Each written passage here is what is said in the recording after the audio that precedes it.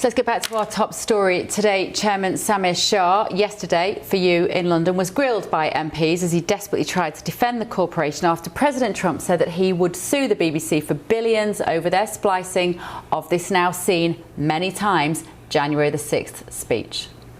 This important interruption is brought to you by ExpressVPN. Protect your money and your identity. Click the link in the description or scan the QR code here to get ExpressVPN right now and save up to 73% on annual plans today. Right, let's get back into it. I regret the mistakes that have been made and the impact that has had. I'd like to apologise to the licence fee payer who funds the BBC to deliver its mission. And I'd like to apologise to the thousands of people who work for the BBC, our staff. So that was the BBC Chair Samir Shah talking there. Also, there was Michael Prescott, the former BBC advisor, whose dossier exposed this whole saga, and he said this. Do you agree that Donald Trump's reputation has been tarnished by this documentary? Probably not. You don't agree with him? Thank you. Caroline, all I can say is I can't think of anything I agree with Donald Trump on. I can't think of anything I agree with Donald Trump on. Let's get the take of Connor Stringer, Washington correspondent for the Telegraph, who is here with you. And of course, this is a story that you guys broke, that we have also run with, because I think our viewers really care about this story, Connor, and I know your readers do. And when you see Prescott there in that hearing today, I don't think there's anything Donald Trump says that I agree with. That is the bias that we're trying to expose, isn't it? It's quite interesting that this is the man whose job was to mark the homework of the BBC, as I think you said earlier, and here he is perhaps, you know, offering his own opinion, number one, and two, not really kind of understanding, it seems, the core issue at hand here is that if the man who's supposed to mark the homework, albeit he's obviously done a good enough job and spot the bias as, you know, as he did, believes that Trump actually might not have actually been impacted by this and probably disagrees with the way this has kind of all fallen out. It just all seems very muddled, Bev, doesn't it? It just seems like nobody really has a grip or an understanding what's going on inside the BBC and where the kind of line they need to toe is. Yeah, and it seemed like the debate was all about kind of the process. It's very BBC, that, isn't it? They're obsessed with the process, the system that works there, and it's such a behemoth. Getting anything done must be a nightmare in that building anyway. But not concerned about the culture, which is what those of us who are journalists on the outside looking in are saying, your problem is your culture. Absolutely. The echo chamber. They don't get it. The group. Every time you're online, your money and your identity are at risk. Scams now make up nearly 40% of all crime in the UK. That's thousands of attacks every single day. In Britain, someone has their identity stolen every 2 minutes, leaving victims with wrecked finances and years of stress. The threat is real, and you could be next. ExpressVPN is your shield against criminals.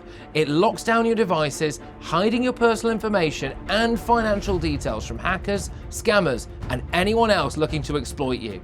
So whether you're checking your bank, shopping, or just browsing, ExpressVPN makes you invisible to prying eyes trying to steal your money and your identity. ExpressVPN shields your data with military-grade AES 256 encryption. That's the same standard trusted by the US government to guard classified information. This is the highest level of online security you can get. So don't wait for disaster. Secure up to 14 devices at once and get powerful password protection. Real support is available 24/7 because cybercrime never sleeps. Save up to 73% on annual plans today. Every moment you hesitate is another moment you're exposed. Protect your money and protect your identity. Get ExpressVPN right now. Think per se as what we say. I mean, everyone can agree that the BBC is a great institution. We all grew up watching it. There was TV shows I'm sure we loved. I loved to watch Doctor Who, the family, and watch the news as a kid. That's what got me into journalism. Strictly is wildly popular still. Blue Lights, Northern Irish police drama, fantastic. We love it. Never heard that one. Yeah, you should watch it. I'm telling you, it's really good. But the issue isn't the BBC itself or the product, like you say. It's the individuals in there. It's the culture. culture there that needs changing. It's not necessarily something that has to be fixed top down. We need someone to go in here, take a grip of the situation and kind of reassess what has been created there. I thought it was very interesting today through today's kind of 3-hour, let's say, gentle interrogation. It wasn't a grilling, was it? No. By a far stretch, probably what we expected. But there was an allusion, there was a bit of a row with Deborah Turner, the head of news, before she resigned, over whether the BBC, or the splicing of the clips were actually fine and whether it was okay. And I think that, to me, was a real takeaway as to actually, if the head of news doesn't see why this is an issue here, we've got a bit of a wider problem. Yeah, absolutely. That is what, and also the fact that this was flagged in January. Nobody did anything about it. 11 months. 11 months. Yeah. That's how long it took.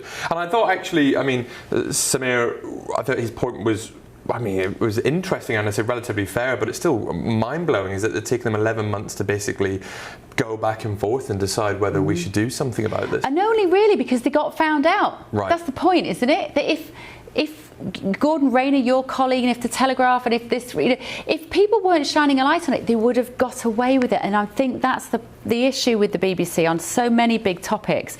I mean, I saw a fantastic image that I actually put on my social media this week, which was, did the BBC die of COVID or with COVID? Right.